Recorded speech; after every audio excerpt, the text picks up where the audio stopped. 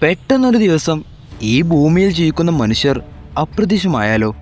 ഒരു മഹാമാരിയോ പ്രകൃതി ദുരന്തമോ അതല്ലെങ്കിൽ ആകാശത്തിൽ നിന്ന് ഒരു ഉൽക്കയോ എന്തുമാവാം. പക്ഷേ ഭൂമിയിൽ ഒരു മനുഷ്യജീവന് പോലും ഇല്ലാത്ത ആ ഒരു അവസ്ഥ. നമ്മുടെ റോഡുകളും നഗരങ്ങളും അങ്ങനെയെല്ലാം ഉപേക്ഷിക്കപ്പെട്ട് കിടക്കുന്ന ഒരു വിചിത്രമായ ലോകം. മനുഷ്യവംശത്തിൻ്റെ അവസാനമായിരിക്കില്ല ഇത്. നമ്മളില്ലാത്ത ഒരു പുതിയ ഭൂമിയുടെ തുടക്കം കൂടിയാണിത്.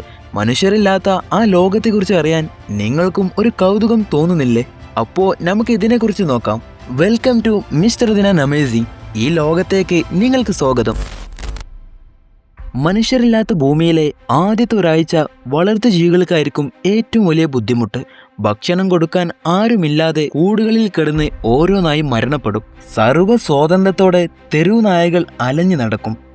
പക്ഷേ ഒരു വലിയ ദുരന്തം ആരംഭിക്കാനിരിക്കുന്നേ ഉള്ളൂ. അതൊരു പക്ഷേ ആണവ നിലയിലായിരിക്കും. മനുഷ്യന്മാർ ഇല്ലാതാകുന്നതോടെ അവിടുത്തെ റേഡിയേറ്ററുകളുടെ കൂളിംഗ് സിസ്റ്റം പ്രവർത്തിക്കാതാകും. അങ്ങനെ വെള്ളം ഹീറ്റ് ആവുകയും അതൊരു ചെയിൻ റിയാക്ഷനായി മാറുകയും റിയാക്ടറുകൾ പൊട്ടിത്തെറിക്കുകയും ചെയ്യും. കൂടംകുളവും ഫുക്കുഷിമയും എല്ലാം തകർന്ന് അതിൽ നിന്ന് റേഡിയേഷൻ പുറത്തേക്ക് വരികയും ചെയ്യും. ആകാശം മുഴുവനും റേഡിയേഷൻ പകരുന്നത് കൊണ്ട് തന്നെ പക്ഷികൾ മുഴുവനായും ചത്തു വീഴും. ആണവ നിലയങ്ങളുടെ അടുത്തുള്ള നദികളും പുഴകളിലുമൊക്കെ വിഷം നിറഞ്ഞ വെള്ളമായിരിക്കും ഒഴുകുന്നുണ്ടാവുക. ഈ ഒരു റേഡിയേഷൻ അത്ര പെട്ടെന്നൊന്നും കുറയില്ല എന്നതാണ് ഇതിലെ ഞെട്ടിപ്പിക്കുന്ന ഒരു കാര്യം.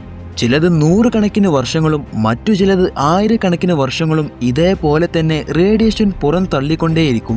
മനുഷ്യൻ പോയാലും മനുഷ്യനുണ്ടാക്കുന്ന പ്രശ്നങ്ങൾ കാലാകാലത്തോളം ഇവിടെ തന്നെ ഉണ്ടാകുമെന്നാണ് ചുരുക്കം. മനുഷ്യനില്ലാതായിട്ട് 1 വർഷം പിന്നിട്ടാൽ നമ്മുടെ നാടും നഗരവും വഴികളുമൊക്കെ പ്രകൃതി തിരിച്ചെടുത്തിട്ടുണ്ടാകും. കാട് പിടിച്ചു കിടക്കുന്ന ചരിത്ര സ്മാരകങ്ങൾ, മൃഗങ്ങളുടെ വാസസ്ഥലമായ ബാംഗ്ലൂരിലെ ടെക്നോ പാർക്കുകൾ, കാട്ടുചെടികൾ വളർന്നു നിൽക്കുന്ന കൊച്ചി നഗരം. റേഡിയേഷൻ ഇല്ലാത്ത സ്ഥലങ്ങളിൽ മൃഗങ്ങൾ നല്ലതുപോലെ പെരുകിയിട്ടുണ്ടാകും. മനുഷ്യരെ പേടിക്കാത്തത് കൊണ്ട് തന്നെ നമ്മുടെ താമസ സ്ഥലങ്ങളൊക്കെ അവരുടെ കൈപ്പിടിയിലായിരിക്കും. ന്യൂയോർക്കിലെ സെൻട്രൽ പാർക്ക് മുതൽ ഡൽഹിയിലെ മെട്രോ വരെ മൃഗങ്ങളുടെയും പ്രകൃതിയുടെയും സ്വന്തം. ആനകളും കാട്ടുപന്നികളും പുലികളുമൊക്കെ നമ്മൾ ഇന്ന് താമസിക്കുന്ന സ്ഥലങ്ങളിലൂടെ സ്വൈര്യവികാരം നടത്തും. കീടനാശിനികൾ അടിക്കാത്തത് കൊണ്ട് തന്നെ പ്രാണികളുടെ എണ്ണം ക്രമാതീതമായി കൂടും. അതിനോടൊപ്പം തന്നെ ഇവയെ ഭക്ഷിക്കുന്ന ജന്തുക്കളുടെ എണ്ണവും. എലികളില്ലാത്ത സ്ഥലങ്ങളെ ഉണ്ടാവില്ല.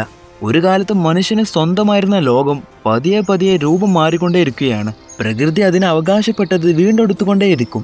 മനുഷ്യരില്ലാത്ത 10 വർഷങ്ങൾ മുന്നിടുമ്പോൾ നമ്മുടെ പഴയ നഗരങ്ങളൊന്നും ഇപ്പോൾ തിരിച്ചറിയാൻ പോലും പറ്റാത്ത ഒരവസ്ഥയിലായിരിക്കും ഉണ്ടാവുക. നിരവധി കെട്ടിടങ്ങൾ പൊട്ടിപ്പൊളിഞ്ഞു കിടക്കുന്നു. അമ്പരചുംബികളായ ഫ്ലാറ്റുകളുടെ മുകളിൽ മരങ്ങൾ പടർന്നു പന്തലിച്ചു നിൽക്കുന്നു. അണ്ടർഗ്രൗണ്ട് മെട്രോ സ്റ്റേഷനുകളെല്ലാം വെള്ളം കയറി നശിച്ചു. ഭരണസിര കേന്ദ്രങ്ങളായിരുന്ന സ്ഥലങ്ങളൊക്കെ ഇപ്പോൾ ഒരു കൊടും കാടായി മാറി. ദുബായ് മുതൽ ഷഹായ് വരെയുള്ള ഗ്ലാസ് ടവറുകൾ തകർന്നു വീണു. നോക്കാൻ ആരുമില്ലാത്തതുകൊണ്ട് തന്നെ ചരിത്ര സ്മാരകങ്ങൾ നശിക്കാൻ തുടങ്ങി. പ്രതിമകളുടെയൊക്കെ മുഖം പോലും തിരിച്ചറിയാൻ പറ്റാത്ത അവസ്ഥയിലായി. ലോകത്തെ മുഴുവനും വിസ്മയിപ്പിച്ച പെയിന്റുകൾ അഴുകിയില്ലാതായി. മനുഷ്യന്മാർ ഇല്ലെങ്കിലും ഗ്ലോബൽ വാർമിംഗ് ഒരു 40 വർഷം കൂടി വീണ്ടും തുടരും. ഭൂമിയുടെ ടെമ്പറേച്ചർ 0 ഡിഗ്രി സെൽഷ്യസ് കൂടുകയും ചെയ്യും. പക്ഷേ അതേസമയം തന്നെ പ്രകൃതി പതിയെ നന്നായിക്കൊണ്ടേയിരിക്കും. അങ്ങനെ 50 വർഷം പിന്നിടുമ്പോൾ മനുഷ്യന്മാർ നശിപ്പിച്ച മത്സ്യസമ്പത്ത് പഴയ അളവിലേക്ക് തന്നെ തിരിച്ചെത്തിയിട്ടുണ്ടാകും. ഇനി 150 വർഷങ്ങൾ പിന്നിടുമ്പോൾ മനുഷ്യനുണ്ടാകുന്നതിന് മുമ്പ് എങ്ങനെയാണോ പ്രകൃതി ഉണ്ടായിരുന്നത് ആ രീതിയിലേക്ക് നാടും നഗരവും പൂർണ്ണമായും മാറിയിട്ടുണ്ടാകും. കൊച്ചിയും ചെന്നൈയും ബോംബെയും ഉൾപ്പെടെ പല തീരദേശ നഗരങ്ങളും വെള്ളത്തിനടിയിലായിരിക്കും. ഭൂമിയിൽ നിന്ന് മനുഷ്യരില്ലാതായി കഴിഞ്ഞിട്ട് 500 വർഷം പിന്നിട്ട് കഴിഞ്ഞാൽ മാറ്റങ്ങൾ ഏറെക്കുറെ പൂർണ്ണമായി കഴിഞ്ഞിട്ടുണ്ടാവും. പഴയ ഹൈവേകൾ നിറയെ കാട് മാത്രമാണിപ്പോൾ. ഒരിക്കൽ കൊച്ചി ഇന്റർനാഷണൽ എയർപോർട്ട് ആയിരുന്ന സ്ഥലം ഇപ്പോൾ ഒരു വലിയ പച്ചപ്പുൽ മൈതാനമായിട്ടുണ്ട്. താജ്മഹലൊക്കെ കാടിനിടയിലായിരിക്കും സ്ഥിതി ചെയ്യുന്നത്. ദുബായ് വെറും ഒരു മരുഭൂമിയായി മാറി. ചൈനയിലെ വൻമതിൽ ഇടിഞ്ഞു പൊളിഞ്ഞ് ആരുമില്ലാതെ കിടക്കുന്നു. ഫാക്ടറികളോ നഗരങ്ങളോ ഇല്ലാത്തതുകൊണ്ട് തന്നെ ഭൂമിയുടെ ടെമ്പറേച്ചർ കുറഞ്ഞു വരാൻ തുടങ്ങും. ഓക്സിജന്റെ അളവ് കൂടുന്നത് കൊണ്ട് തന്നെ നൂറ്റാണ്ടുകളിൽ ഒന്നും കാണാത്ത ആകാശം തെളിഞ്ഞു കാണപ്പെടുന്നു. നമ്മുടെ നാട്ടിലെ കെട്ടിടങ്ങളുടെ അവശേഷിപ്പുകളിലൂടെ കടുവയും പുലിയുമൊക്കെ വേട്ടയാടി നടക്കുന്നു. അടങ്ങാത്ത വാശിയോടെ പ്രകൃതി ഭൂമിയെ കൈവശമാക്കിക്കൊണ്ടിരിക്കുകയാണ്. ആ സമയം മനുഷ്യരൊരു കാലത്ത് ജീവിച്ചിരുന്നു എന്നതിൻ്റെ ഏക തെളിവെന്നത് കല്ലുകൾ കൊണ്ടുണ്ടാക്കിയ നിർമ്മിതികളും സ്റ്റീലും പ്ലാസ്റ്റിക്കും മാത്രമായിരുന്നു. മനുഷ്യരില്ലാത്ത ലോകം 1000 വർഷം പിന്നിടുമ്പോൾ മനുഷ്യനില്ലാത്ത മനുഷ്യൻ്റെ എന്ന് പറയാൻ ഒന്നും തന്നെ ബാക്കിയില്ലാത്ത ഒരു ലോകം.